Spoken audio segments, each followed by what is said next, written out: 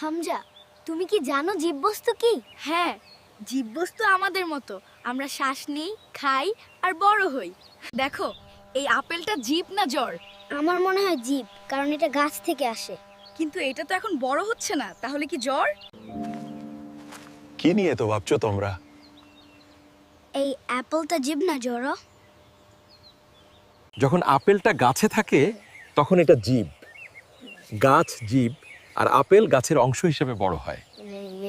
কিন্তু গাছ থেকে আপেল তুলে নেওয়ার পর এটা আর বড় হয় না, বাঁচে না, তাই তখন এটা জ্বর হয়ে যায়।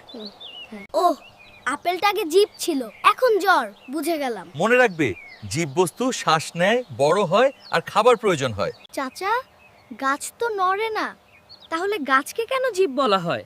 হ্যাঁ চাচা, গাছ তো আমাদের মতো হাঁটে না। চাচা, গাছ কি জীব? খুব ভালো প্রশ্ন। সব জীবই কিন্তু হাঁটে না। গাছ শ্বাস নেয়, খাবার তৈরি করে আর ধীরে ধীরে বড় হয়।